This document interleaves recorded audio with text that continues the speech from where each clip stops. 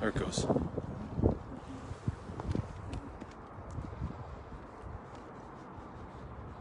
It's colder than I was expecting. Here, hold this and I'm gonna zip up my jacket.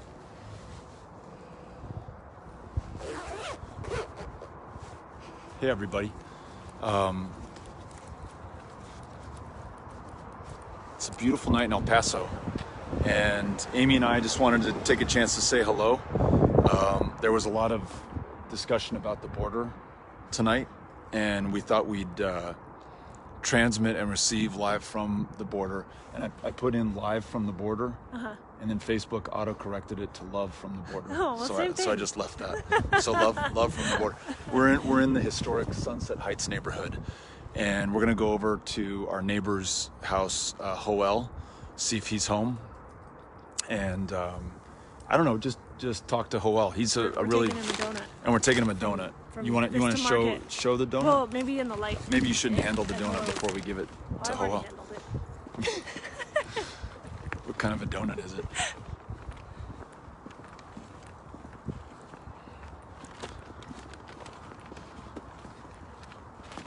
How warm would you say it is right now? I'm guessing it is 45 degrees. I'd say it's 47, 47 and a half, somewhere in there. Yeah? A light 3-mile-an-hour breeze. Beautiful. El Paso in the wintertime, there's not really a better place. 50. 50 degrees? Yep. All right, I win that one. This neighborhood. Can they see the star on the mountain? Oh yeah. I hope you guys can see this. Well, I don't know if it's my camera or. Let me see if I can. That light that you see in the center of your screen is the side of a star that is lit up on the side of the mountain. We're essentially in the Rocky Mountain chain. Our part of the Rocky Mountains is called the Franklin Mountains, and that's the side of a star. We're looking at it, we're looking east from Sunset Heights. Those lights that you see in the distance are the neighborhoods surrounding downtown El Paso, and we're in a neighborhood called Sunset Heights, which And then if you flip it, you can see the lights to what is right there. Yeah, and so those lights in the far distance, there we go, here we go. See those lights way back there? That's Juarez. That's Mexico. You get the picture. You get the fuzzy picture. So anyhow, now we're gonna walk to Joel's house, and we'll talk about whatever's on his mind and listen and learn from him. And then we're gonna go over to Steve's house. Steve, with whom Amy was out of town last night, and he and I went to a memorial service at El Paso High for Junior Ruiz, who's just one of the all-time great heroes, perhaps the greatest athlete that El Paso High ever produced, who passed away at the age of 80. And there was a great memorial service for him. And then Steve came over. We picked up some taco tote. We were with Ulysses and Henry. Molly was out of town with Amy. And just ate tacos, watched the Alabama team get crushed by Clemson, and kind of talked El Paso history and politics and all sorts of stuff. Okay, so now I'm gonna take you to Joel's house. This is his beautiful bungalow. Amy's gonna present the donut. Still got the Christmas decorations Just up. like us. Yeah. Oh wow. Amy, Beto. How's it going? How are you? How long are you Good gonna to leave see this you. wreath up? See you. I know, I've took everything down except for the wreath. We still have our tree up. Okay, good. Hey, good to see How are you, buddy. man? Look at that beard. I love it. We brought you a donut. Yay! Well, come on in. Look at that. Am I being filmed? Yes, you are, and I'm filming the inside of your house. Is that okay? Of course, yes. All right. 1915 Little Arts and Crafts bungalow. This is a 1915 arts and craft bungalow restored We by knocked down Joel. some walls. Beautifully March restored. 2004. What's this picture? We've got this in our house as well. What are we looking It's at? a 1929 photo of a circle workers, and it's so cool because it's high res. Anthony Martinez, thank you very much, sent it to us. And you can see the eyes of the people working there. You can kind of see the working class. the managers up above, and if you look closely, there's kind of the burgeoning middle class. Just kind of a neat, I thought, photo. This is the Asarco smelter that operated at the center of El Paso for almost 100 years. Yeah, that's exactly right. And I believe, and you'll know the story in this, I believe Pancho Villa worked at the smelter. Yes, yeah. Fred Morales has a great story where he'd catch a trolley from Sunset Heights over to Asarco for a few weeks. He didn't work there very long. Right on. But it always makes for a good story. It brought a lot of El Pasoans to the middle class, but it also brought a lot of bad chemicals into the air. And it's no longer operating, It's which we should mention. Let me see. What can I tell you about this cool house? It actually is 1,000 square foot. I moved back to my hometown of El Paso. This was a bachelor pad, then briefly or for a little while, a larger pad, and now back to a bachelor pad. Yes, that's exactly right. You guys can see Joel here. There's Joel. Hey, hello everybody. Yeah. Gosh, Amy, come on in here. We'll all get around these stools. Yes, We'll let's catch watch up you here. eat your donut. You don't have to. Okay. Yeah, you do. I'm gonna pass on the donut. Who's gonna eat the donut if you You don't? guys are welcome to it. So we were just, this was completely, O'Rourke Kitchen impromptu. We were like, we were watching the president's address on the border, immigration, security, and then this kind of pandering to kind of the worst fears, Racist, unsubstantiated by facts or truth. We watched the response by Speaker Pelosi and the minority leader, Chuck Schumer. But then we were like, none of that's really going to get to what we know and care about. And so we both thought, you live... Instead of live streaming the carbonara that Beto made tonight. Which was really good. Which was really good. I love it. That's the beauty of having Beto back in town is all the good cooking. You can whip up a breakfast like nobody's business. That's right. And a dinner, I'm sure.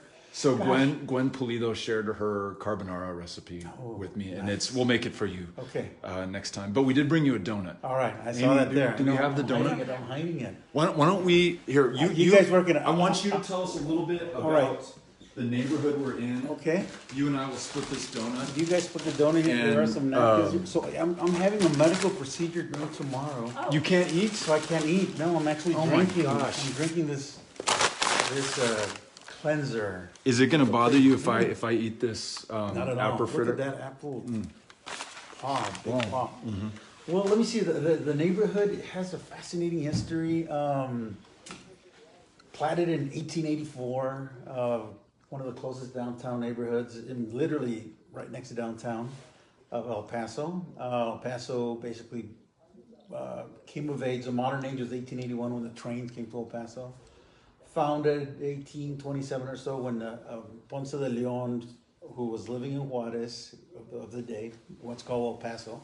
But then explain that to people, because I think that's really interesting. So, larger context, we're in the El Paso Juarez borderplex. Yes. Sister cities, almost 3 million tied together. The downtowns kind of work into street grids, fit into each other. Yes, that is fascinating. But Ciudad Juarez, the Mexican side of this sister city relationship, used to be called El Paso. That's exactly right.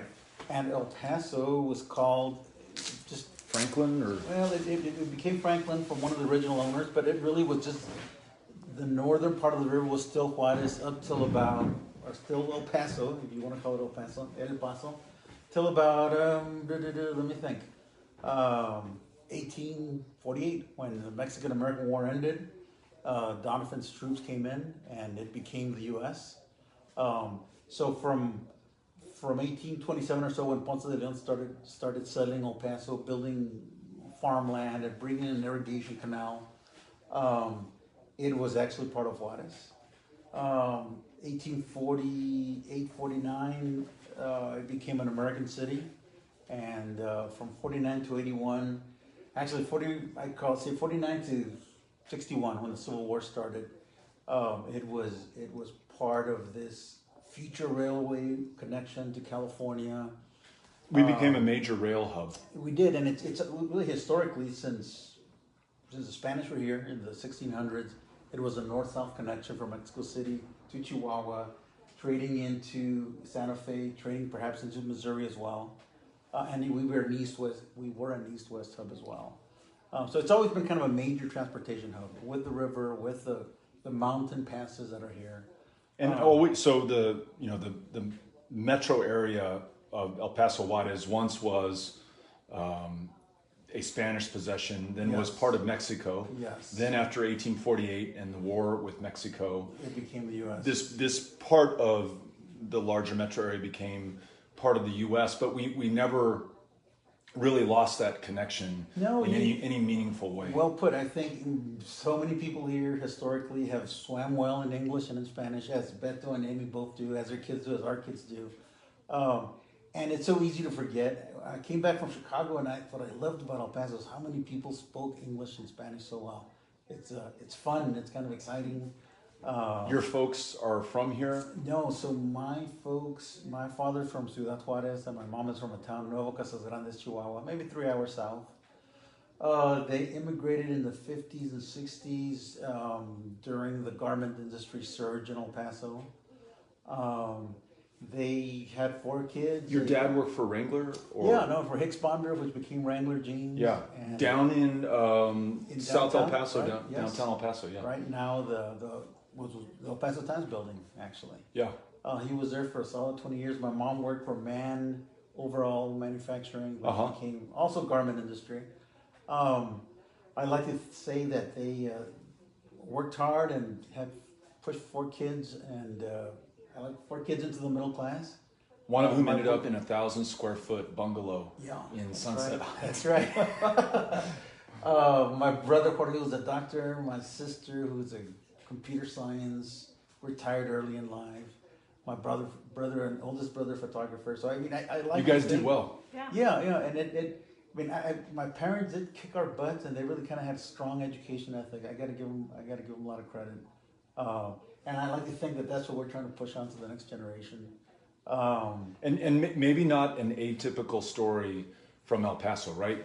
People who have lived on both sides of the border. Cynthia Cano, who's my district director, her mom grew up in Juarez, was orphaned at an early age. I didn't know that. Came and lived in El Paso with family, and all of her kids have done amazing things. Right. From Cynthia being a special education teacher, ultimately a principal, working with Amy. Principal. She was her daughter's principal. Yeah. That's right. Yeah. District director. Your family. I mean, there are, if there are 1 million stories in El Paso, there are 1 million a million people in El Paso. There are almost 1 million stories like this. This neighborhood, we were just trying to show the people on the live stream, we could look and see the lights of Juarez, and we could see the lights of downtown El Paso, is really situated in a perfect place to tell the story. The first home buyers in Sunset Heights, where we are now, were large part Mexican nationals, right?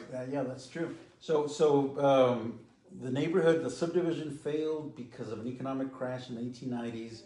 It was platted, but it was kind of a dormant subdivision. So it wasn't until the 1910s, when the Mexican Revolution started, where wealthy or middle-class Mexicans fled Mexico and came to El Paso, thinking it'd be a short-term war, and settled here in Sunset Heights.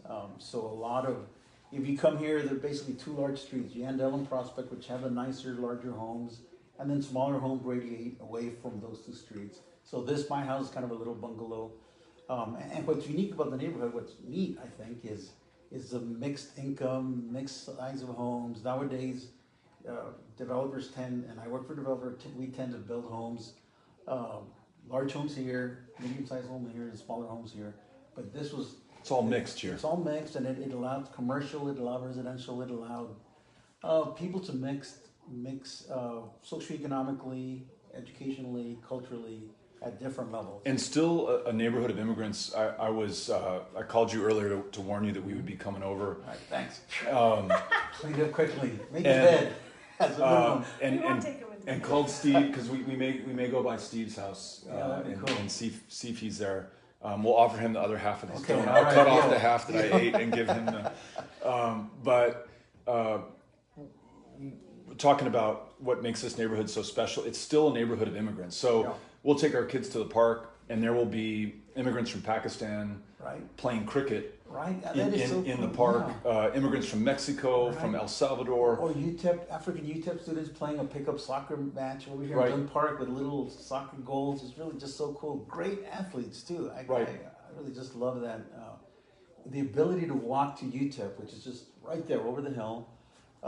University of Texas at El Paso. Yes. Which, among many other things, in 1966 produced Texas's only men's NCAA Today. basketball championship team. That's right. 1966 under Coach Don Haskins. You know, revolutionary guy. Yeah. I really like him. So that's we're right in between the University of Texas at El Paso and downtown El Paso. And if we were to walk to Juarez, so there's all this interest right now around the U.S.-Mexico border. Yes. How long would it take us to walk to the fence or the wall that we have right not now? walk at all. 10 minutes we could, well, I mean, I'm exaggerating, but I can walk to the foot of the Paso del Norte bridge in 18, 20 minutes. Yeah, probably 20 minutes to get to the bridge that would take us over to Juarez. And then if we just wanted to go to the fence that's near the old Fort Bliss. Another 10, 12 probably minutes. 10 minutes Right. to get there. So we're literally on the border. You don't have a wall or a fence around your house. No. The president mentioned that in his remarks today. He said, a lot of highfalutin politicians have walls and fences around their house. You don't have a wall or a fence around your house. Most of the homes in this neighborhood, literally right on the border, don't have walls or fences around. Right. And little by little, I think we're slowly removing wrought iron fences, which were kind of a vintage of the 60s and 70s. It was the wrought iron industrial complex in the 50s or 60s was pushing these fences. And they push fear, as the president is doing now. Look what could happen. Think of the worst that can happen. Right. And if you dwell on the worst and, in fact, ignore any real statistics, that's what happens. Right. You end up making bad choices for your family and, I think, for the country. Yeah. Which is what's happening right now. I really, I can't, it's part of the reason I thought to come visit with you.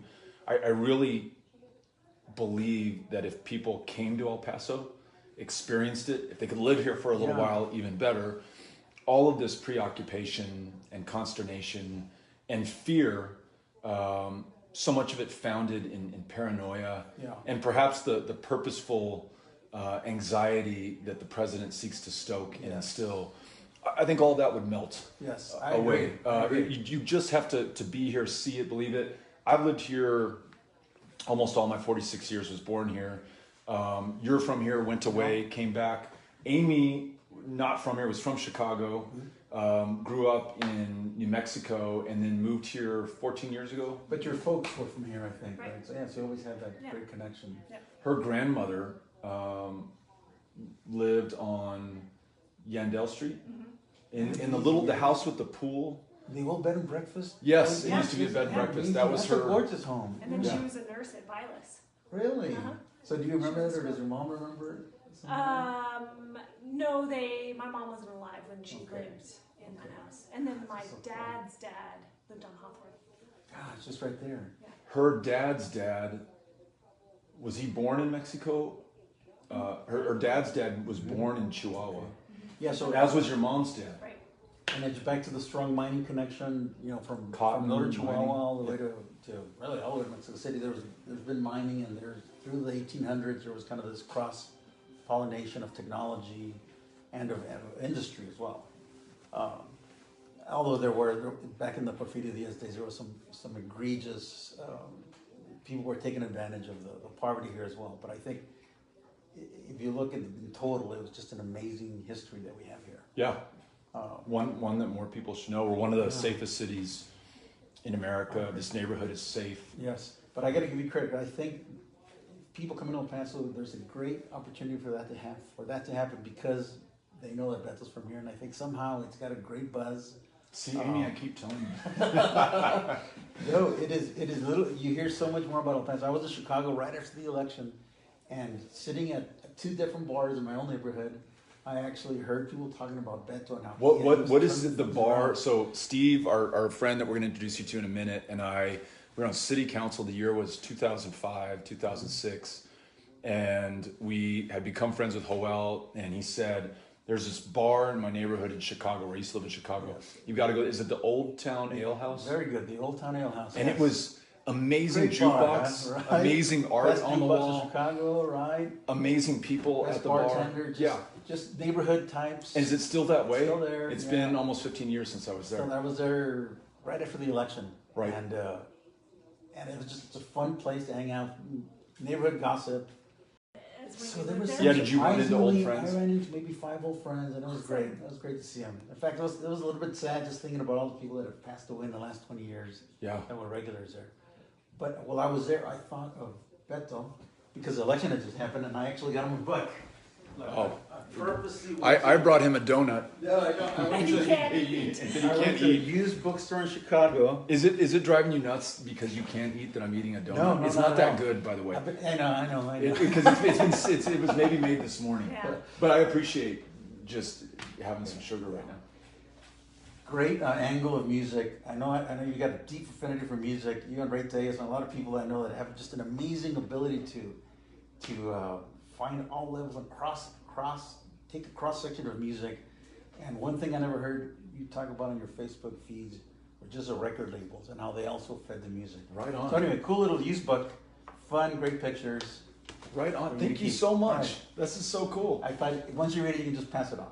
Yeah, and I actually thought of Ulysses because it's got the type of deep history and the fun, easy reads that you can say, wow, that's kind of cool how the Clash started with that record, those record producers because of a previous artist. Kind of cool. Were you ever big on the Bee Gees? I was in high school when Brothers Staying Kid. Alive came out, and I was not. I was more of a rocker. Oh, so before we move on to Steve's house and continue the tour of Sunset Heights, close with this story before we ask you to join Okay. us. Let's do You it. saw the Ramones I in did. El Paso. 1977. I was in high school, and they played right here on North El Paso Street, kind of where the Bank of America is. Not What was the name of the club? The Old Buffalo, or the New Old Buffalo. Okay. Did you ever go there? No, I think it was- Seedy little It's place. gone. It was gone. Yeah, By your roughly time? between Missouri and Wyoming on El Paso Street. But I remember seeing Dee Ramone right there, and he was looking right at me, and I was rocking to Sheena as a punk rocker. Yeah. And it Oh, was that's it was great. And I had long hair, you know, I was kind of a young high school, good-looking young buck, I thought. You still are, man, as everyone can Believe see. me, we're all fading. So, in college, I was friends with someone whose roommate was dating Dee Dee Ramone. Wow. Well, that's Or amazing. friends with, Yeah. I mean, Yeah, who yeah. I don't know if I should be saying That's dating, cool. but like friends. And Dee Dee Ramone came and they made a birthday cake for him, and I got to No hang way. out. The four of us had birthday cake, and I think he was was in. in full regalia. He was just maybe in a T-shirt. He was in a band called, I think, the Chinese Dragons or something like that. Yeah. Very I don't know if that nice. I sounds love familiar. Yeah, I don't remember them. But anyhow, that's another way that our Okay. paths have crossed See over that? time. Yeah. You were with Dee Dee at his prime, and I was with Dee Dee briefly having birthday cake at his, closer yeah. to his ends. See. Closer to his ends. But I learned so much about Beto. I learned of both of you, like that interview where you guys talked about how you met at the Kentucky Club and you went Yeah. to Martino's either before or Those after. never came up in old conversations. Well, I mean, I'd heard of it, but I really hadn't heard it from your own lips. I That's kind a of great halfway story. thought, and actually Amy suggested this, so Amy halfway thought, we should just walk to the Kentucky Club from here, which is, Yeah. and recreate that first date. That'd with be the fun. kids. I said it. Let's. With the kids, Yeah. yeah. We took Olivia early on as a kid. It really has been such an easy commute to go, especially Avenida Juarez. Yeah. And if you go to the new, like the diner, the Nuevo Central Diner. I haven't been there yet, no. Just a great laid back And Saturday it's morning. based on the original Central? Well, I think yes. It's kind of an old classic diner. You step down and there's a little deli area. Cool. Kind of a lot of fun too. And it's such an easy walk. Maybe we could do it this weekend. Okay. Because we haven't been back to the Children's Museum either. Yeah. You been there? The Rodadora? I haven't been to it. Oh, I've heard man, so many it's good things awesome. about it. Okay, Yeah. let's do it. Yeah, it's a really good museum. One other shout out I want to give out is all the great people that met El Paso through you, like this guy Barry Simon, Jeremy Barry. He was from San Francisco. In fact, we met him at Carlos's house. Yeah. But he couldn't stop saying how great El Paso was and how he thought it's got so many nice qualities. not unlike the old San Francisco when I initially moved to San Francisco. Now San Francisco was kind of overwhelming for him. But when he was here, he said he loved block walking. He just loved people He lived walking. in Charlie and Janine's basement. Oh, Yeah. And yes. also got connected with the Annunciation House. Yes. And was doing a lot of work with them. Annunciation House is another part of the El Paso story. So there's this fear that immigrants, asylum seekers, refugees are really going to tax the system, and it's overwhelming our resources. Annunciation House proves just the opposite. At no expense to the U.S. taxpayer, Annunciation House, comprised of amazing El Pasoans, people from the border, others who volunteer from other parts of the country, take in these asylum seekers and refugees and immigrants and feed and clothe and provide medical care and help, and then ensure that they follow our laws, that if there's an assigned court date to show up for your asylum hearing, that you are there for your asylum hearing. And all that happens without us as a country spending a dime. And so I love when people from outside of El Paso find Annunciation House, or this this idea that there's a crisis. In fact, it's met by incredible kindness and generosity by people here. There's no crisis. Well, but the volunteers, I mean, the church, the social work arm of the church, of the Catholic Church, I thought is as represented by the Annunciation House, I thought is very, eye-opening and heartwarming. It's a positive Ruben story. Garcia's work there is just amazing. Yeah. So we're gonna go to Steve's. I don't know if we should warn him that we're Okay, coming does he know? now. Well, I said I may stop by. Steve, Okay. I don't know if he has Facebook, but if you're watching, we're gonna come by your house and maybe drink a beer, have the other half of this donut. All right. I'm going to peel off. Are you gonna peel off? Put the kids to bed. First day of school I know tomorrow. first day of school, that's right, I just talked Yeah, to you. EPISD, first day of school. Yeah. I'll see you down at. Shout out to Olivia, Am I she's taking watching. kids? You're taking kids. I'm All taking right. kids. Cool. I think our routine now that I'm back is Beto does everything. no, Really? that is not true. Abe's a trooper, boy, I tell you. Although I did make a really mean carbonara tonight, I heard about that. and I am taking the kids to school apparently Okay. tomorrow. He's doing some heavy Picking them up. lifting. I haven't thought that far ahead. Yeah. One more thing, shout out to another compadre, Richard Alcantara's here from Dallas, Right on. and I was talking to him on the phone. Big supporter of yours. Right on. All right. Cool. I just wanted to throw that out. Go, Richard. Go, Emily. Go, Emily. Yeah. And I'm going to do a book report on this as soon as I've had a chance to read it. But I'm going to take it with you. Thank you It's for kind being of so fun. thoughtful. Pass it along. Jerry Lee Lewis. Just all these old classic connections through the record companies that just tie in so well. Dovetail well to your deep rock and roll history. It's a great knowledge. shot of a young Stevie Wonder in here. I just heard that Elton Really cool. John still listens to Songs in the Key of Life on a regular basis, which I thought was kind of cool. It like recharges him. Yeah. Yeah, that is cool. Makes me think I've got to go back and listen to that album. All right. Right on. Let's do it. Vámonos. Here we go. What, those? It's kind of cool. It's- Is this really going out nationally, or is this part of your, part of the Facebook feed? I don't know who it is. It says there are 2.2K watching. And And the other question I have is, where's Chris? I know Cindy's still in town. I think Cindy's still in town, but what about Chris? Chris is in DC. Wysong is in DC. Okay. And other Jody's El Paso. Jody's in El Paso. Erica, Diana. Diana's going to be working with Veronica. Oh, Oh, nice, and shout out nice. to Veronica Escobar, our new Yes. member of Congress, who She is going to do a great job. this was impromptu, and I sent a text to Veronica to join us at Steve's if she wants to. Just it'd be good to get her voice on this. Oh, yeah. Yeah. You want See some? that? No, I'm good. Let me keep doing this. I'll put this in my pocket. This in here. All right, Vámonos. this is Do you need a jacket? Yeah, you know what? yeah, it's 50 degrees outside. You want me to turn this off? Yeah, I'll show- Is it this thing? Hey, you know what could be a fun rock and roll connection again? Yes, let me show you my. I don't think this is doing anything. Maybe I'm shutting your flu. That's all right. It's down in the bottom. There's a little switch. All right. Your fingers have to be small. But let me show you this cool. Is this a Nakabayashi?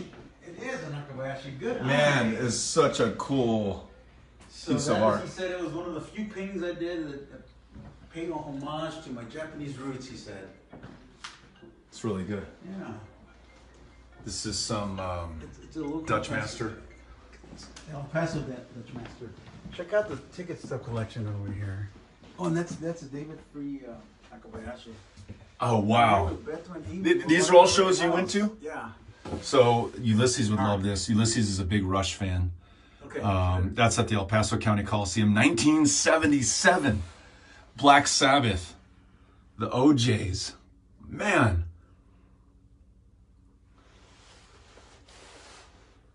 Kansas, Judas Priest and Humble Pie, Nazareth, Jethro Tull, Billy Joel, Lyle Lovett, Jimmy Page, Kiss. Fleetwood Mac, 1980. Show me Fleetwood Mac 1980. Oh, yeah, right there. Oh, my gosh. Oh, here's the old Buffalo. Is the old Buffalo in the past? Buffalo, yeah. Is that Ted Nugent's signature? That is Ted Nugent. So The Nuge. because he's way to the right, I put Cornell West. Remember we went to go see Cornell West? Were you with us? I don't He's think right I was next- there. Right next to Ted Nugent. Well, show me Cornell West. Immediately to Oh, the right there. Yeah. That's very fitting he that he they're said at together. that speech, he was conceived in El Paso.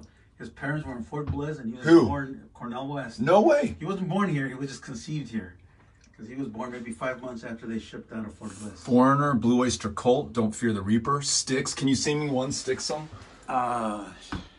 Lorelei, let's live together. How about, can you do Peter Frampton?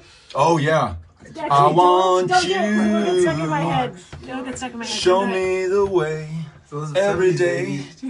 80s. Rod Stewart? Yeah, the Stones made it here. No, show me this. Oh, Rolling Stones right here. What year is this? Well, that's when 1981. Yes, I was in high school then. I was but barely born. Wow. If you go to the right, you see some of the other Rolling Stones concerts. And Edgar Winter from the 70s. I don't know if you remember Edgar Winter. Yeah, I was don't. he, did he sing, Johnny, he kind of had a lot of who sang Werewolf in London? Warren Zevon. Warren Zevon. Sometimes I get them confused. All right, Okay, Steve's waiting for us. here we go. Come on. Going out the door. We're going to continue our tour of Sunset Heights live and love from the border.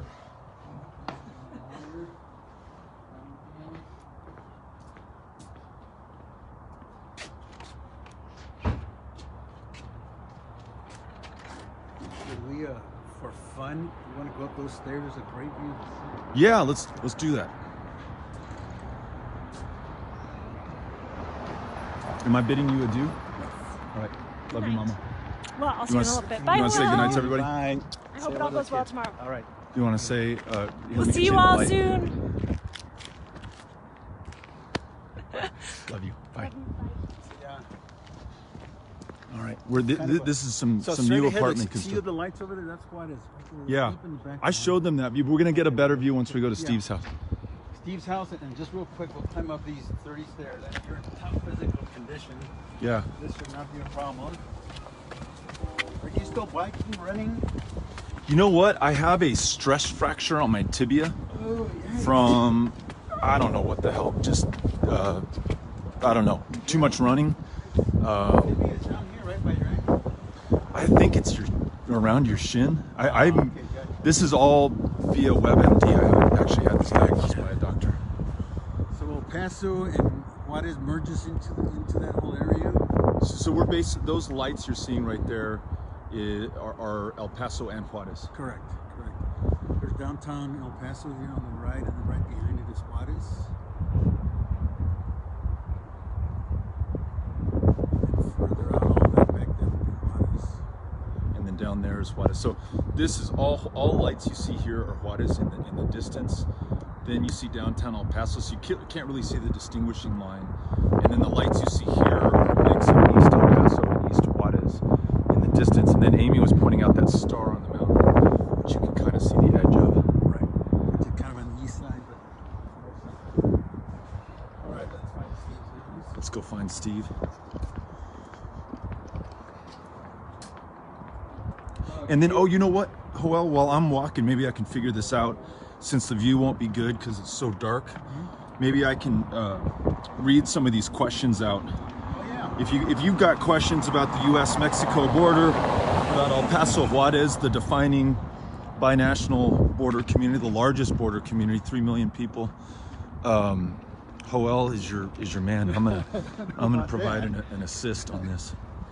Let's see, what other good trivia about Sunset Heights do we have? Somebody recommends seeing a doctor. I think this is on my stress fracture on my really? tibia that I self-diagnosed. Yes. I thought it was shin splints. I don't know if you've ever had those. And they weren't going And away? it didn't go away, and it got more intense and was painful.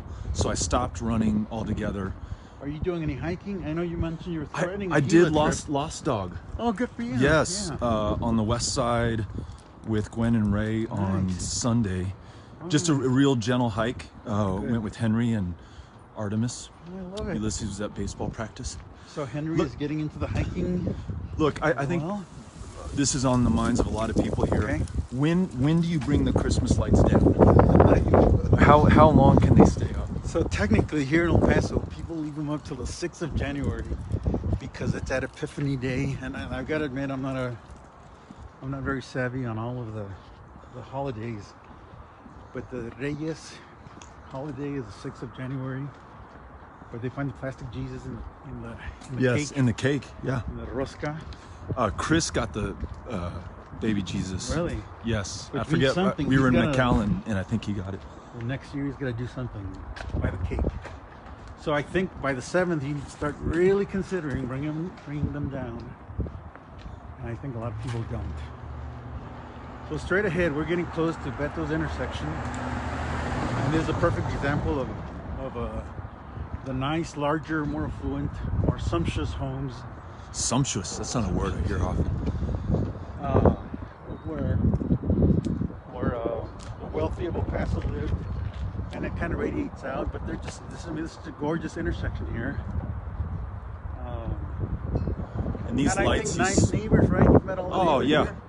These are the De Leons right here. Yeah. In this house who... Is this Gary's old house? Yeah. Yeah, okay. Gary Sapp's old house. So straight ahead, I don't know if you've shown it. Is Juarez, right? And the other important thing to point out, I think, is the cool hilliness of the area. I thought of Barry Simon because of his San Francisco connection, but El Paso, like San Francisco, or Sunset Heights and Juarez, this area at least, a grid was nailed on to the mountainside. So we're forced to have these kind of tough streets and tough terrains, tough elevations. Right. They didn't go with the contour of the mountain. They just plowed through it. Right. Exactly right. Like other cities, Guanajuato, you might see that happen as well, where you literally just nail a city onto the mountain. And it creates some nice front yards and backyards. Rains. When it rains, the water flows. So basically, you can see that when it rains here, the water would go to the low point, which is the Rio Grande. And from there, the water would go down to ultimately to the ocean. Let's see. You know that we could go through that new traffic circle that they built and then go down to the old Fort Bliss. Oh yeah. If we're feeling it later. I don't know. Got the energy. If people really want to just literally lay their eyes on what the border wall looks like right now, we can take you down to it. You know, this 10-minute walk from Joel's house. So one other thing is straight ahead, you can see the S-Mart sign. So that's a supermarket. That's like an Albertsons or a Subway. Let me see if I- Safeway. What's famous? Albertsons, Safeway, Furs. So everything I'm Jewel showing you Osco. right now is in Ciudad Juarez in Mexico. And of course, we're still in the United States. But everything you're seeing past that big house, essentially all those lights are in Ciudad Juarez. And you can see like a supermarket store. You can almost see that avocados are 3 kilos for 10 pesos. I'm kidding. I was gonna say, I need glasses if you can read that. No, but it's just right there. Yeah. The cars, you can kind of see the make and model of the car. Oh, so you were talking about how this neighborhood was kind of built into the mountain. This is legit mountain, right? These are the rocks. Franklin Mountain we have here. So they literally build homes over the mountain, and it's hard to dig a sewer and water system, but it actually was done with dynamite back in the day. There's an old myth. I think it's a myth that there were tunnels here that connected you into Mexico. You don't believe that? Well, it's so hard to build with this type of rock. Not saying it's impossible, but it's really hard digging.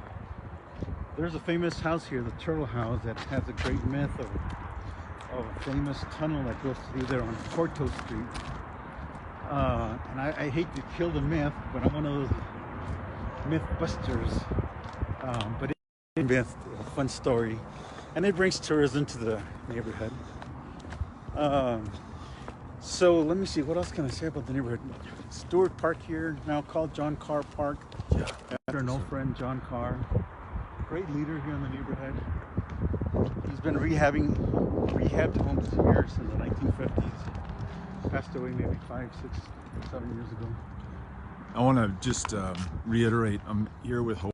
We're walking the streets of El Paso, part of the largest binational community, the largest border community along the 2,000-mile U.S.-Mexico border, without armed guards. Right. You're not armed currently, are you? No, not at all. And without any fear for our life at night, because this is one of the safest cities in the United States of America. Some years, El Paso, Texas is the safest city in the United States of America. And it's such a great point, but it's so hard for that to stick, right? Especially in this political climate. So we're getting close to Steve Ortega's house. Steve is another He's a legend. mutual friend, legend, ex-city council member like Beto. Great historian, history buff. Hold on one sec before we get there. I'm seeing if I can.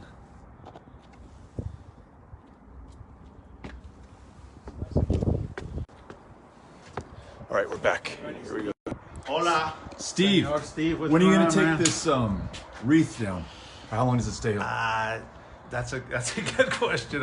I'm always in the Christmas spirit. Come on in, guys. Thank you. Thanks for having us over. Good. How are you? Good.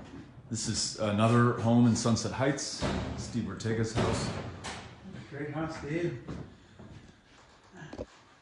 Steve, can we interview you for just a second? Something to drink? I'm good. Yeah, I'm set. I'm good. I'm good. Sorry, Steve, to put a live stream in your face. Oh man. But Hello, Beto yeah. fans. But it's just like old times. All right. Steve's family is fascinating. Steve's life is fascinating. Steve's I am fascinating. career. Got you That's half right. a very good donut. Oh, thanks. So we were talking about the president's address tonight and all this, I watched it. all this focus on the border. Yeah. And I think we all know the facts and the numbers. El Paso, one of the safest cities. Since like 1997, top 3 for cities over 500,000. So for 20 years, we've Yeah. been either the safest, second safest, or third safest city in yeah. the United States. We know that immigrants commit crimes at a lower rate than do The native Americans who are population, born yeah. here. We know that we're spending $20 billion a year right now on border security, 20,000 Border Patrol agents. We already have 600 miles of wall and fencing. You have record low levels of apprehensions, the lowest since maybe early 1970s, since maybe before you were born. But the facts and the numbers themselves are not compelling enough, obviously, to get the full story out. And so I just spent some time with Joel, having him share some of his story, his family, the story of Sunset Heights. Tell me what you would want people to know about El Paso,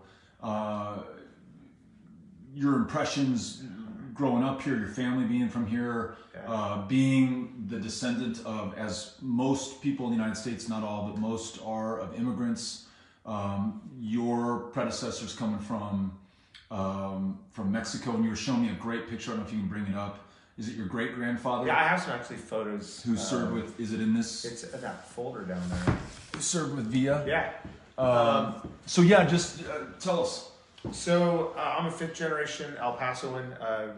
Grew up here in this community. Went away to college and school for a total of 7 years, and then I came back here and really enjoyed growing up on the border. Like many young people my age, when you're growing up, you're going on both sides of the border, and it's no big deal. 9/11 really changes that because it gets a lot more difficult to cross back and forth. You may not have had to present ID. I recall just saying American, and then they say, come on. You would go to Juarez with friends. You'd come back over with family. Come back over in the car. The agent would ask you nationality. You say American, and then you come through. That changes after 9/11.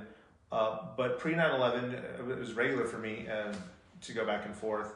So when I came back, would continue to go back and forth. And one of the reasons I decided to come back and live in El Paso is because it is on the border, and I like being in an international community. I went to high school with people that lived on the U.S. side of the border, and then also we had folks that were living in Ciudad Juarez that would commute and come to school, and I loved that part of El Paso. When I was away in Austin and in Washington D.C., I missed that. So I came back to El Paso in 2003 and have been here ever since. And you can look out the window and you see Ciudad Juarez.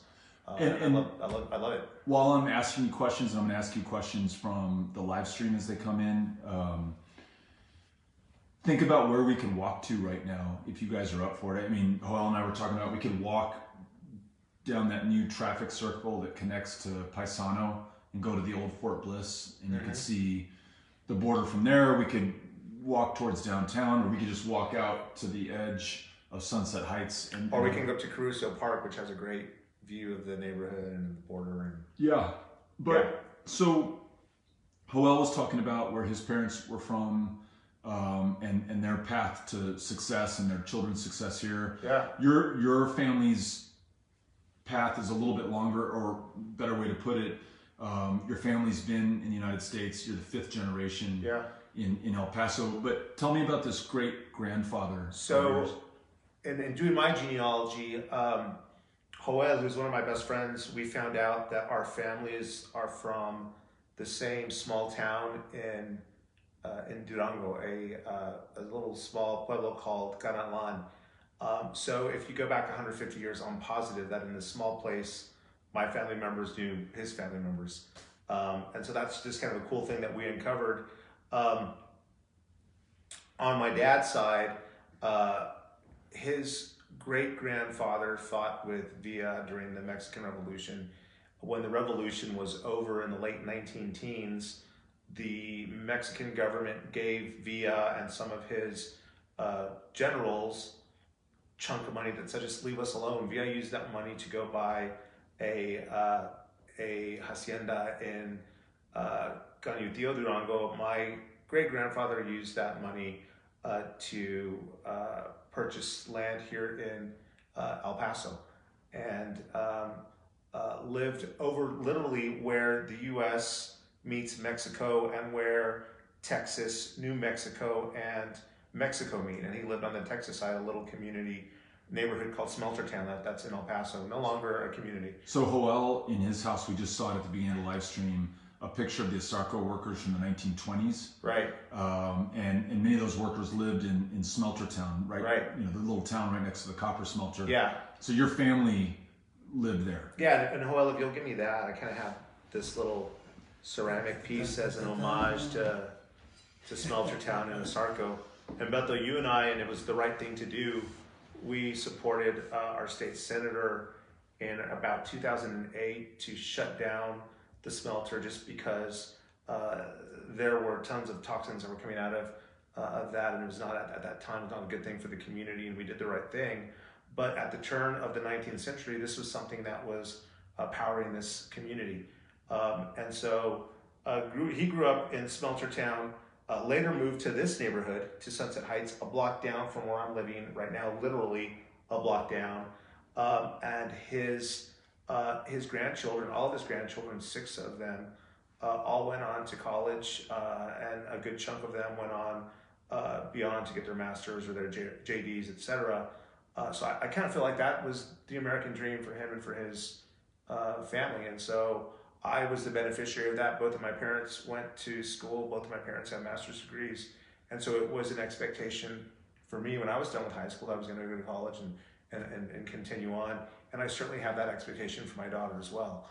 And so it's the story of many El Pasoans where, you have grandparents or parents or great-grandparents or great-great-grandparents who come to this community, they make their lives, and the expectation is set that their next generation is going to have a better life. That's the American dream that we see not only here in El Paso, but across the country. And I feel like the president in his address tonight just dumps on that. Yeah. And he wants to characterize people who are coming into this country as criminals, and neglects to understand that the beauty of America is the beauty of the story of the immigrant. And I think that's a shame. Yeah. And it makes me mad. Yeah. And I think El Paso is just such a good counter to that. Our story, and it's been a struggle for me to get past, to include and then get past just the facts and the numbers, which for me are compelling in their own right. It just doesn't get much safer than where we are. The border apprehensions don't get much lower than they are, at least in our lifetimes. We haven't spent as much as we're spending now. And we're long past the point of diminishing returns. But it's the human stories, like meeting these asylum seekers, meeting these little kids who have been on a 3, 4, 5, 6 week journey without money, much of it on foot, some of it on bus, some of it on top of a train, finally making it here if they're lucky. The hundreds of people who die every year who don't make it, die on the US side of the US-Mexico border trying to cross. The great success stories of people who make it here and then devote their full talent and genius to the success of the United States, to El Paso, to Sunset Heights.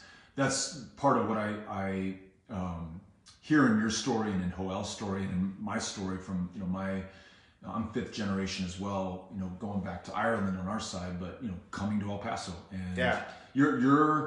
our folks were in our great-grandparents, I think, in the city directory next to each other. I remember, Come over to this couch, Joel. Come over to this couch. That way we're all, come over here, Steve. That way we're all on the same couch. All right.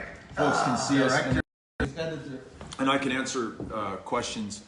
I may have to stack some books under your... It's a great book, Is it Bill Ricocci? Yeah. Rockacy or Ricocci? Yeah, Rockasy. Right there. So the story is, and Joel will appreciate this because he's a historian, but probably 15 years ago, historian. when I first met Beto and we were talking, I had an old phone book, and it was like from 1925, and we turned to the OR section.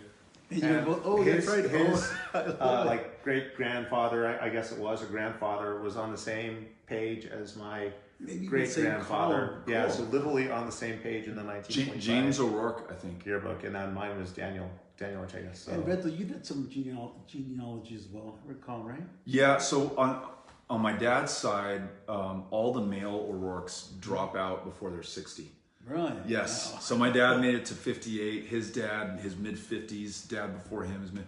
And so as a consequence, the generation that follows never knew their grandparents. So I don't have any great stories, or nobody did a great job of tracking this stuff. So I went to one of the commercial genealogy websites and just tracked from there. And basically, to the degree I can understand it, we migrated with the railroad. And so we're in Missouri, and then we're in Nebraska, the next decennial census. Then we're in Tucumcari, New Mexico, rail town. Then we're in El Paso, rail hub. And then we stay out here. Yeah, brakemen, conductors, working on the railroad, and living next to the Ortegas. Yeah. And then Steve and I meet on the El Paso City Council, or we met before that, but serve on the El Paso City Council starting in 2005. And Joel, we meet because he was in the city engineer's office. Maybe in 2006, and you guys knew Selena well. Yes. My ex-wife, and through the whole group, it was so easy to be friends with these guys just because they are whip smart. Wow. And just the humor is always funny. The insight they have, they'll correct you at a drop of a hat if you're wrong, right? So that I like that, to be able to tell. Let me ask you. No, this. sir. Did you watch the Trump deal tonight? You did it. How come? Well, you know what? Part of it is I'm getting a little bit burned out, and I'm having this medical procedure tomorrow, and I'm trying to kind of be Chill. not what I wanted to watch I wanted to watch the Trump speech, and then I wanted to hear the retort from Schumer and Pelosi. But I think I want to do it on my own time and not be. Let me do this for you. Okay. So that you don't have to spend the time doing it. Can you just summarize? I'll be Nancy. Can you just summarize what Trump said? And it's the same stuff as when he started his campaign, basically demonizing immigrants, talking about the wall being the solution, and that if you're not for the wall, you're not for border security. Just really evincing a ignorance on the reality of border life, and it's infuriating. And the as a border resident, it's infuriating. You would think the expense, they're setting up this fake border, what they're after is border security, which could imply zero illegal immigration steps. Zero immigrants coming up to the U.S., which could imply, it could imply so much full border security, right? Instead of using actual metrics, they're trying to use this, and I guess it surprises me that nobody's really challenged them hard on that, and it's not that easy. I followed Beto's campaign and his time in Congress, and one of the things he would always be very clear about is countering this rhetoric that terrorists are coming across the border, which has been in the news last couple of days, 3,000 plus, which is, it's just very discouraging. And I actually will give Chris Wallace credit. He actually called Sarah Huckabee Sanders to the carpet on this, saying that's simply not true. Right. And it's not. It's something you talked a lot about. Right. Not only during your time in Congress, but when you were on the campaign trail. Yeah, what was that story where Nixon even tried to use the terrorist connection? What was Nixon had Operation? It was Operation Wetback. Yeah. That's right. So I was for 2 years on the House Homeland Security Committee, and before us, I believe we had the director of the National Counterterrorism Center, the director of the FBI, and maybe another national security intelligence agency. I can't remember if it was CIA. All three said zero terrorist acts, incidents, terrorists coming into the country to do terrorism here. Doesn't mean that we shouldn't stay vigilant against it, and we are. And it doesn't mean that couldn't at some time happen. It could, but we are as fortified, as defended by any measure you want to look at as we have ever been. And it's not even close. And again, to reiterate, not just El Paso, but the cities on the U.S. side of the U.S.-Mexico border are far safer than the average city deeper in the interior of the United States. There's something, I would say, that correlates with high immigrant populations, people who have come here risking all to do better for their kids, but to do better for this country that they were called to. It's a little self-selecting, self-selecting group that is trying harder. Well put.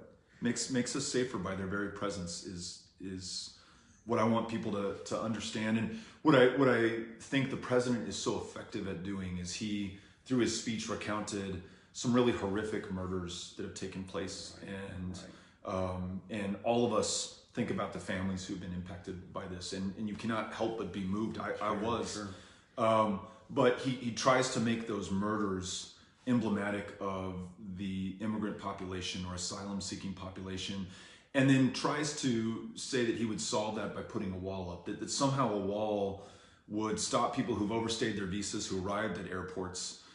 Somehow a wall would stop the misery of asylum seekers, kids who aren't trying to evade detection but are turning themselves in. It is, on the one hand, masterful in its ability to directly connect with fear and stoke anxiety and even panic. And keep it simple, right? And keep it simple. This one murder is gonna paint all immigrants. Right. And sometimes I'll speak for myself, too focused on the numbers. Hey, we're a very safe city, lowest levels of apprehensions. That's why I'm trying to get your stories, my story, other stories from the border, really powerful stories. We went to Casa del Migrante in Juarez and met some of the asylum seekers. We took the live stream with us. Here are the people that we are going to wall off. Kids fleeing, horrific violence in Honduras. We went to Annunciation House and met people who are here on this side now trying to do the best that they can for themselves. We went out to Tornillo, but I think we've got to do a better job of telling the human stories. Sure. What drives your passion? So I saw Beto, I want to say it was on Christmas Day, at one of the hotels where the migrants were staying, and him and his family were serving the migrants that were here. What drives that? I mean, and I'll tell you from knowing him for years, he's always had a concern about other people and folks in less fortunate situations. But it was really touching for me to see you there with Ulysses and Molly and Henry and Amy. What drove that, or what drives your concern for others? I don't know, but I'll tell you the inspiration or the example that we were following, just as not because of anything good that I came up with, but just doing my job. In 2014, there were a large number of Central American asylum seekers in the Rio Grande Valley, and they were beyond capacity. And so CBP flew them up to El Paso, released them to ICE, Immigration and Customs Enforcement, who immediately turned them over to Annunciation House. And Ruben Garcia, the director, called me and he said, "Hey, you've got to come see this." And so, again, nothing that I, of my own volition, did. I was just reacting to Ruben saying, "You better get down here." Others would have said, "You know what? I've got a meeting right now." Well, but we went down and it was not Beto. No, we went down in Loreto, this great historic church in El Paso. Yeah. One of their halls had been given over to housing, feeding, and caring for these asylum seekers. And I mean, people from all walks, like people that we know in common, doctors, social workers, school teachers, were all taking time out of their jobs to be there for people. And it just was overwhelming and overpowering and so inspiring. And so Christmas Day, when Amy and the kids and I were at one of the shelters helping this amazing team from Annunciation House, we saw a lot of other people from everyday life, from a different context. Like our dog's veterinarian Was there? Dr. Grant was there, and she and friends made like 300 sandwiches and brought them in. People who had volunteered on the campaign, I only knew them from the campaign, were there volunteering in this new capacity. Cool. So I think it's an El Paso thing, really, or maybe it's an American thing by extension. Well, you see a real need, right, and many will respond. Yeah. What I like is Beto and Amy encourage your kids to be there, helping out and seeing this real world phenomenon. Yeah, absolutely. That's important. You saw the Democratic response? I did. I saw Speaker Pelosi and Minority Leader Schumer. And your thoughts there? I thought they did a good job. They've got a tough job in trying to respond to the president, and that's simplistic of a tone. I think they're trying to a little bit. I think he has seized this emotional language very effectively, completely irresponsibly, not tethered to the truth. But if I don't live in El Paso, if I haven't had the experience that we've had, if I live in Michigan, Iowa, Oregon, the northern border, I may not know any better. And shit, the President of the United States just said that there are rapists and criminals and murderers who will chop your head off coming to get us. Fuck yeah, build a wall. Yeah. And so I can see responding that way. I don't think there's anything wrong with anyone who says that, having been told, not just by this president, but by other politicians.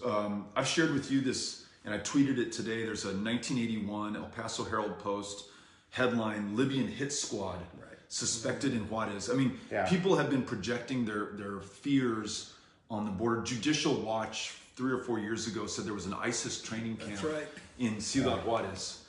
Somehow next to Fort Bliss with 32,000 active duty service members in the 1st Armored Division, we were just going to let this ISIS training camp exist. Yeah. So it's been there. It's been there, and this is just one of the most effective, and I'm trying not to use judgmental language, but I think you should use judgmental language. Really hateful, racist, expressions Yeah. of what has been going on in this country from a very long time. And he's exploiting that, and he's demonizing these immigrants. Yet, with some of the white supremacists in Charlottesville, what does he say? Very fine people. There's some very fine people there. Well, part of me thinks that this fever is going to break. We're hitting a point. We're close to that breaking point, but I could be. I thought the same thing for so long that I don't know. Very discouraging. And my own perspective is he's a very simplistic man.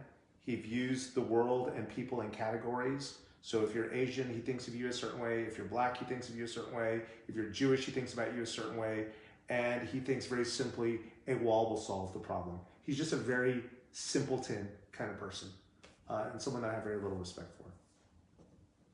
Yeah, but very effective so far. Right. Firebrand, yeah. Unfortunately, in what he's doing, and I think the response. So I think the question then comes. So what do we do? So we're trying to tell our story, and we've all three of us have been doing it for most of our lives, trying to tell the story of the border.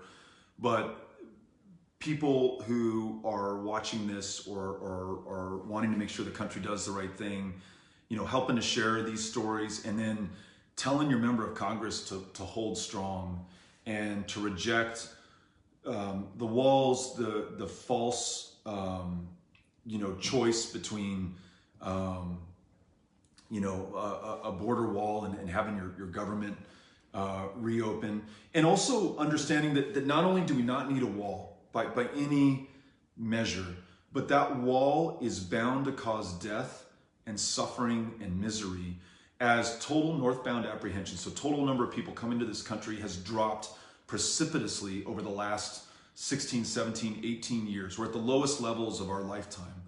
And those who are coming are asylum seekers. The number of deaths at the U.S.-Mexico border has increased in some years because of the policy. Because the walls that we have built, going back to the wall that Senators Obama and Clinton and others voted for in 2006 and 2007, probably for the best of intentions, was funneling people to desolate areas. Yeah, and they're dying in their way. So we just saw 2 tragic deaths of children 7 years old, 8 years old in the last month here in the El Paso region. They've just survived one of the most treacherous journeys, made even harder by the walls and physical barriers that push them to these remote corners. And in one case, it was Antelope Wells, I think, in the Lordsburg Border Patrol Station. In another, the child was also in the El Paso sector and died in Alamogordo. But we will cause more death, and know that, and have that on your conscience at this moment. If more walls are built, the walls we have right now are causing those deaths. More walls will cause more deaths, more suffering, more misery, and your conscience will judge you. Your kids will, I guarantee you. And it's on us to get it right. And so let your member of Congress know that. And so I'm going to ask you a tough question, and you may never put me on Facebook Live again. Well, but do you think, or would you be disappointed if the Democrats capitulated on the wall in an effort to reopen the government? I would be disappointed, because I would too. It would destroy so many communities along the border. It would destroy habitats for wildlife, and you think of Benson State Park, the National Butterfly Center, the Santa Ana Wildlife Refuge. It would destroy people's farms and ranches and homesteads, their private property that would be taken from them to build the wall. It would cost us, if we built the entirety of the wall, $25-30 billion, many billions more to maintain it, and it would kill people. It would cause enormous suffering, pain, and death for people who are fleeing enormous suffering, pain, and death in the deadliest countries in this hemisphere right now, and in some cases the deadliest countries in the world. And that cannot be who we are as a country. So I would be very disappointed for any member of Congress of either party to spend $5 billion to build more suffering and do it to purchase some short-term political comfort. I think we have to prevail upon our representatives to just follow the lead of the Senate. I think you all saw this last month. The Senate unanimously voted to reopen or to keep the government open by fully funding the government along current funding levels. The most conservative to the most liberal senators all voted to do that. Put that same bill before the House, pass it and send it to the president. Or now that the House has passed a version of that, send it back to the Senate, have them vote on it, send it to the president. But one way or another, we've got to help our representatives do the right thing. And sometimes they just need to hear from their constituents and know that there is the support and the, you know, the guidance from those that they represent to do the right thing. So I'm with you. I'd be very disappointed too. When you say, and I legitimately, thinking it might happen, Steve? I'm sorry. So you're thinking the Democrats might get in? I think it may happen. I hope it doesn't. And I've tried to impress upon some of my friends this hope for Speaker Pelosi. And I think with the help of some of the border representatives, she and the person who replaced you, Veronica Escobar, she will stay strong on that. And I hope that that happens. Beto, you were talking about, and I don't know the answer to this. When we say contact your elected official, for you and for your colleagues when you were in Congress, what's the most effective way? Is it email? Is it phone calls? Is it letters? Yeah. And do members of Congress actually read this stuff? Okay, excellent question. The answer is yes. You wonder, does my email, does the letter I send, does the phone call I make, does any of that matter? Or are these guys and gals so out of touch and so insulated from... So party beholden. I mean, I'm thinking John Cornyn. Would it really help if I call him tomorrow? The thing is, the answer is yes. The prime directive for just about everybody in Congress is to get reelected. And if they feel that re-election is jeopardized by a position that they're taking or that they failed to take, or if you're helping them to get to the right position in the numbers necessary for them to say, hold on a second, there are a lot of people who are pissed off about this or excited for this or really, really asking me to hold my ground on this. It helps you politically. And we'd be dumb to say that politics is not part of the calculation of any member of Congress. It helps you politically to do the right thing from a policy perspective. So absolutely. But what's the best way? That works. All of them. So lighting them up on Facebook, on Twitter. They still have fax machines. I mean, all that stuff works. And what will happen tomorrow is that member's chief of staff or legislative correspondence director or whatever the title is will come into their office and say, hey, on this border wall thing, here's what we're hearing from our district. And I'll tell you this, I'll tell you why I know it's working. In 2014, the Senate Democrats joined with the Republican counterparts to pass an immigration bill, right? A comprehensive immigration bill, and they brought it to the House. It involved doubling the Border Patrol, building walls. So, you know, the president tonight said Chuck Schumer used to be in favor of walls. He's correct. He did. As have a lot of Democrats. And I'll hand it to Leader Schumer, and I'll hand it to other Democrats who've evolved on this issue. As they've listened to people like Philemon Vela, who represents Brownsville, as they've listened to Veronica Escobar, who represents El Paso, as they've listened to people from the border, they've begun to realize these walls not only are unnecessary, and they always kind of, I think, privately agreed, look, this is just a bargaining chip. We know we don't need a wall, but let's do the wall so we can get immigration reform. Not only is the wall an unnecessary bargaining chip, very expensive and a boondoggle, but it destroys communities and people and is devastating on an incredibly personal level for the people dying as a result. And so now you hear the language from Pelosi and Schumer, and in very moral terms, they talk about the damage that the wall will do. And I think that's thanks to border communities. So all of you who have gone to town halls, reached out to your member of Congress, all those amazing border reps like Phil Vela and others who've been leading the fight, I have seen over the last 4 or 5 years an evolution in the politics of the Democratic Party, and it's because of your activism and what you're doing. So yes, this works, absolutely. Long way to say yes, and by all means. So email, social media, phone call, do it all. It all hits home. So from the left and on the right, is there a Chamber of Commerce argument to be made on trade and the market for the corners of the world? Or where are you, business community in America, reaching out to the John Cornyns, who's mouthing some of these lines about the threats that we face, reaching out to the Republican members who This does not have to be the Republican Party. I don't think in the long view of the Republican Party, this xenophobia and this jingoism and this America First and the border wall and that doesn't have to be the Republican Party. It shouldn't be. And I'd really... You don't speak from strength, right? When you come out with this... It's small, it's petty, it's weak, it's... Yeah. It's... yeah. All right. So now I want to ask you guys, you're two of my best friends. Question that everyone's probably wondering. What did you all have for dinner tonight? Yeah, I'm glad you asked, actually.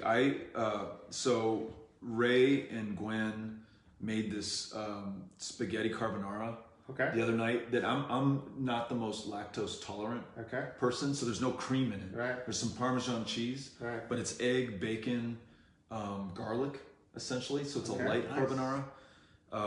And I made that for Amy and the kids, and it was a hit. We ate the whole thing. So the kids will have that as well. That's good. The kids will have it as well. And then Amy went to Vista Market and bought some chili con queso and some donuts for some reason, and brought the donuts home. So we all had donuts for dessert, and then we brought Joel and you an apple fritter. Thank you so much. Yeah, you're very welcome. I noticed you didn't eat it.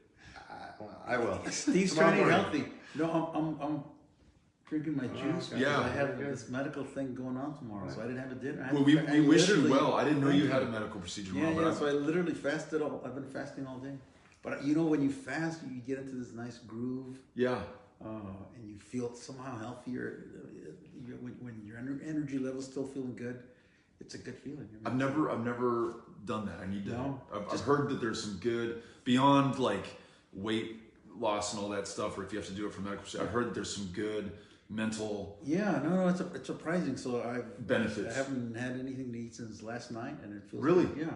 Wow. I mean, I'm sure I'm going to crash tonight, and so he had nothing. No, and I was actually at lunch with him today, so I can verify that he had nothing. Where did you not eat anything today? We went to a pho place on Paisano. Not bad at all. Cool.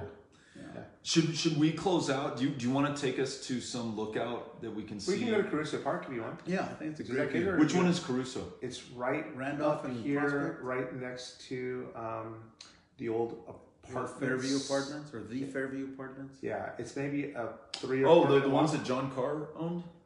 The one that was the little school, the apartments that were the little school? What are those apartments that I'm thinking of on Prospect? No, Palmora. Yeah, there's much of a view there. This is a little pocket park that has a great view. All right, I'm following you. All right, and then we'll close out. I haven't taken anybody's questions, and maybe I can do them while we're walking. Okay.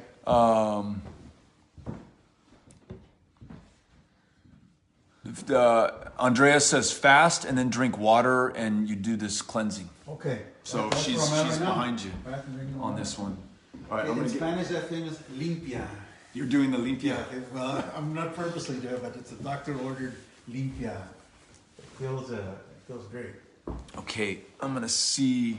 Okay. Where'd I put my jacket? We can I'll check out the cool art in Steve's house. Yeah. Another great Sunset Heights bachelor pad. He's got a museum place here, and there's. Show you. This is kind of a religious. I'm sure Steve loves it. I'm just going through his house, but it's got some cool stuff. I'm gonna run over here real quick to the. Steve, where did you get this stuff? I got some of the stuff in Las Cruces, some of it in San Antonio, some of it in El Paso. This is all family? It's all family, yeah. These are deceased family members. Cool stuff.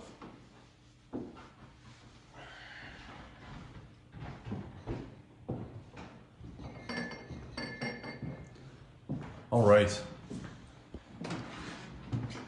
Who are these guys, Steve? This is actually on the U.S.-Mexico border on the Mexican side during the Mexican Revolution. And so this was a photo taken by a photographer of the revolution, a guy named Casasola. Him and his brother were photographers. And back in the day, for good luck, the revolutionaries would put photos of the Virgin Mary on their sombreros. And so there's a photo there of a revolutionary doing that. That's just a great photo of a lady sitting on a railroad track during the Revolution, and kind of just an expression of, I guess it's grief or sorrow, and kind of wondering what she's thinking about. She has some roses there, and I like that. You have this same photo, I think, in your home. I have a similar one. Similar one? Yeah. Okay. And that's the revolutionaries coming into Juarez. And then this is another one where you just kind of wonder, what is this lady thinking? But these are all photos done by Casasola during the Mexican Revolution. Very cool. And then I was bragging about Texas Western College and the 1966 Miners. There's the coach of the team, Don Haskins. There's the team standing next to him. Is this the Sports Illustrated after they won? Yeah. And is that Pat Riley? That's Pat Riley. That's Pat Riley, who played for Kentucky. And who's 44? I believe that's Harry Flournoy, who just recently passed away. He was from Indiana. Some old maps there. You're right here. This is a nice room here. It is cool. Steve, you got a big TV. Yeah. When did that happen? I thought you were a no TV household. I was anti-TV until about 2 months ago. Yeah. He I have to watch sports. Professionally anchored. Area man who bragged about not having TV gets biggest TV in I broke down. Wasn't that an Onion headline? Yeah. Oh, wow, wait, turn that light off. Can you, or does it automatically go? So this is from Steve's porch. This is just beautiful. That's Juarez from his porch. So again, people talk about the border all the time, and this is the border. We're looking at it right now. Overlooking Upson Street here. And you said your grandfather My grandfather lived on Mundy, so that next street over about 3 houses down is where my great-grandfather lived. This is just a beautiful, beautiful view. Beto, I don't know if your camera will capture these tall, I guess we call them here Italian cypresses, but these are 80, 100-year-old trees that were planted when the neighborhood was young, maybe in the 19-teens. And they just keep growing and growing in this desert environment. It's kind of cool. Steve, though, does a great job with cactus plants, nice desert landscaping. Shall we go, fellas? Yeah, let's do it. And just for the record, want to note, and I think we also have to, for context, acknowledge that Joel has a medical procedure tomorrow, but I invited both of these gentlemen to the Kentucky Club in Juarez on live stream, and both passed the opportunity. Great. But next time we get together, we should, next time at the Kentucky Club, which I think is a book. That was a book by Ben Sines. It was called, what is it called? It all Everything begins and starts ends, yeah. So we're going up there. Yeah, we're gonna go up there, but we're Oh, Way up yes. Okay. So that's the little Trost Park Yeah. between the Trost Apartments And and the Caruso house also shows. And it's right next door to the Caruso house, and Caruso was Villa's surveyor. Am I right, Joel, about that? I think you're right. Someone's asking, Amy's asking, where is the invasion? Hello from Fresno. Brad. Definitely here with that tree. Have you guys have you seen Spinal Tap? Yeah. Brad's joke on the live stream reminds me of some jokes from Spinal Tap. So I have slowly been taking my kids through the classics. Oh, good. And we watched Spinal Tap on Saturday night. I love it. Yeah. So this is an Emory Mall. You all have that crank it up to level 11 line. I've got the yes. They love that. They also love the what's wrong with being sexy? Your good friend John Mezel lives right here. Ah. You're watching, hi John. Wow. Play. So the other beautiful thing in this neighborhood is we can walk to a couple of nice bars. The Monarch Bar is Walk to a bakery. across Mesa Street. Walk to a bakery. The Savage Goods Bakery's there. What do you drink at the Monarch Bar? Well, it's kind of a hipster bar, millennial bar. So they have very cold Lone Star or Pabst Blue Ribbon, plus other craft beers. That's that away. This away is the Blackbird Cantina Deluxe. Yeah. Great little ex-laundry turned into a into a nice bar. Later, there's another bar, but that's more for a younger crowd. You're still young, Joel. What's that? You're still young. That's true. Good point.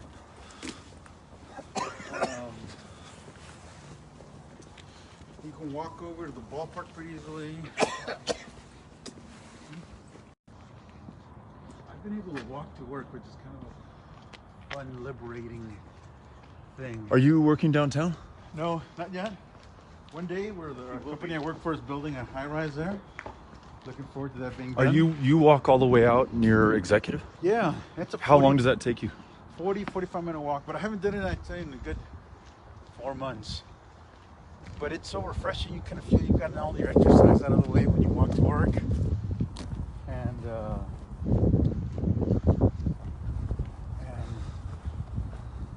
kind of feel healthier. You look healthy, Joel. Seriously. Lost like 30 pounds. Have you? Yeah, he has. Working on it. More than 30 pounds, actually. But you know, Paso can be a very unfriendly to pedestrians. Yep. Now I want to give Beto credit for this bike lane. Isn't this a Beto? Look at this beautiful bike lane. This is Beto City Council, circa 2005. A couple of old park, but a couple of nice old homes. You probably can't see them from here. You can kind of see the top of them. Classic 1910, 1915 homes built with Mexican Revolution well. This is probably the smallest public park in El Paso, right? Yeah. To the right is the Henry Trost designed Fairview Apartments. Note the wide eaves up above. Kind of a green before their time. Now we're going to get a nice view. So you can't really see it, but we are building a brand new highway. Careful, don't fall over. Oh man. That white boom crane out there is part of the Loop 375 construction that literally is hugging the river or the border. You kind of see it as it's in the construction there. It's hard to see from here, but Yeah, it's in kinda between dark. us and the lights that you see is the Rio Grande River, which at this point is in a concrete channel, which is a function of the Chamizal Treaty signed by Johnson and Lopez Mateo. No, or Diaz or Das, but Lopez Mateos may have started it back in the early and 60s. Kennedy administration negotiated it, And then Johnson signed it. and it took the Rio Grande, which kind of meandered and based on flooding and weather would change course, and as the boundary between the two countries, it meant that the boundary of the United States and Mexico would change course. And so to fix that boundary without a war, It was a 100-year kind of Dispute. right, dispute, yeah. without a war, the two countries peacefully negotiated the transfer of land. We gave up some land and Mexico gave up some land, and it was commemorated in the Chamizal Treaty and the Chamizal Park, which exists on both sides of the border. Although I think it was going to be a singular park, right? That's a good What was it supposed to be? I don't know. Apparently, originally, the federal government wanted to build a detention facility where the park is now, and the city said no and negotiated that out, and so now it's a park, which is great. Yeah, so, and I like the fact that it's a park on both sides. There's a Chamizal Park on the Mexican side and a Chamizal Park on this side. So that is definitely a different era when we could, in good faith and with mutual respect, negotiate an otherwise contentious border issue peacefully. And maybe a good live stream would be from the Chamizal National Park, which is the only national park in El Paso. And there's a mural that has Kennedy and Johnson Really? on the side of the building. Yep, Lopez Mateo. And there's a great amphitheater, great venue. They actually have some plays there and so forth. Nice playhouse. What's interesting is that the genesis of that resolution was Cold War based, right? Have you read those stories where Kennedy thought that Mexico might be getting too close to the Russians? So because of certain events that happened, it may have been Cuban related as well. So he said, why don't we just settle this thing once and for all? Just let's get rid of this potential problem. So, Joel, to some of your earlier comments, I'm reading reader response. Okay. Magdalene says it was actually settled as Franklin, Texas in 1849. Don't and screw with renamed, Joel on these questions, and Madeline. renamed El Paso in 1852. So thank you, Magdalene, for doing it. Correct. Oh, and Joel. renamed. Well, I mean, I don't know if it formally ever was formalized as El Paso until. I mean, it had a post office as El Paso. But that may have been what she's El referring Paso to. comes to be 1852. by the state in 1873 as an incorporated city. Yeah. But before that was known Vandal's as time. Franklin. This is a very precarious Yeah. Careful. fence that Careful we're here, man. leaning against right here. His last words. This is a very precarious fence. So Great thank you, view, though, Magdalene. right? All right, yeah. It's nice. All right. Before we sign off for the night, any last questions? Let's see. Trying to read. Dan Murray says, just tuned in. Any thoughts on the words that came from the Oval Office tonight? So Dan, we did already go over that, but just briefly, we've been trying to tell the story, some of our stories from living on the U.S.-Mexico border. In addition to the facts, the border being one of the safest places in the United States of America, northbound apprehensions being at record low levels, and those who are being apprehended turning themselves in, not fleeing from Border Patrol agents, many of them asylum seekers, many of them children, if they're lucky, children with young families. We're spending a record $19.5 billion a year, 20,000 Border Patrol agents. By any measure, the border is as safe as it has ever been. And the president using fear and anecdote to try to instill an anxiety and paranoia to build the political will to construct this wall that would cost $30 billion and take private property and cause death and suffering as more asylum seekers are pushed to ever more hostile stretches of the U.S.-Mexico border.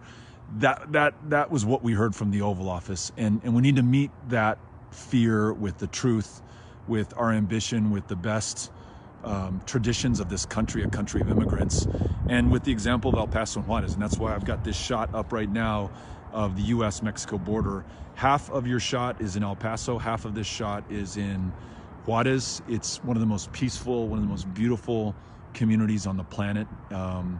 It's where we're raising our kids, and place that I'm really proud to call home. And I think El Paso's story should be front and center in this discussion. So, Dan, that's what we've been talking about tonight. What a great idea. We should. Steve has never been to the Pink Store out there in Palomas. Oh yeah, so Palomas is the point from which I believe Pancho Villa invaded. Yeah, that's Was that 1916 or? Yeah, 1916. The last time the continental U.S. was really invaded. Notice I said continental because I'm not counting Pearl Harbor. Right. But So 1960, so 102 years ago, 103 years ago, the United States there really was an invasion. There really was something to be concerned about. There really was a reason to deploy the army. But in the last 102 years, we haven't seen anything like we that. were able to. He fled back into Mexico with his kind of the army that he had. And the town now, Columbus, New Mexico, on the American side, and Palomas, Chihuahua, on the Mexican side, are still there. And Palomas has a great little store where you can have lunch, have some drinks, buy stuff. buy some souvenirs. And it's an easy drive. It's kind of a very pleasant drive. So I recommend we do it. Yeah, Steve's never been there. let's do it. Okay. All right, guys. I think All right. I'm gonna head back. Are you headed home, or are you going back to Steve's? No, I'm gonna head back. You got to sleep. You got a Yeah, medical I procedure. gotta get up at 4:30. No, you don't. Really? Yeah. Oh. But I'm looking forward to it. We wish you. Are you out for a while? Or are you going to be back? No, I should be. In theory, it's laparoscopic thing, and I should be home by the day after tomorrow. Okay. Overnight stay. Okay. All right. All right, man. Well, I'll if give you you the need details anything, later. let me know. Okay. Yeah. Thank you, man. Do you have Good a seeing plant you need me to water, or? No. Yeah. You pass by and pick up the newspaper if you're a Okay, Burma. I You will. Just kick it into the porch or pick it up. Nobody will. else gets the paper. I'm the only one in town. Steve, All right, we'll see you good guys. talking with you, man. Good seeing you, man. Adios. Take care. I'll see you. We'll see you. Adios. Be careful, cars. All right. All right, everybody. Thanks for joining us tonight. I'm going to head home too. And Steve, We'll see you guys. adios. See you, man. Bye. And we'll just When are you gonna do another one? Or what, right now you're kind of just playing it by ear. yeah. I just I want to make sure that we take every opportunity to share what's going on here. So Tornillo, you'll be glad to know, just because we've been out there a lot as an example. I think their census is down from nearly 3,000 children to a few hundred children. Good. And it's just from pressure, as you said, right? I think so. I think so. It's this community. It's people around the country saying that we shouldn't be detaining, warehousing, imprisoning kids away from their parents, and we shouldn't be doing fingerprint and background checks on every member of the household and sharing that with ICE so that the family members are deported. And I think all of that has produced the pressure that makes the necessary political decisions possible. Right. And so, yeah, Well, thanks to your voice, thanks to strong voices like yours. we're all doing it. That can articulate it so well. It seems that there's traction on our side, just on the left in general, and on even though you don't see it from Trump's speech today, but I think from resolution of overall immigration policy is not gonna happen tomorrow, but there's movement. There is. I really, and you said something that got my attention when we were talking earlier. You said maybe it's a fever Yeah, I that think it's gonna has to break. Just like Which way does it break?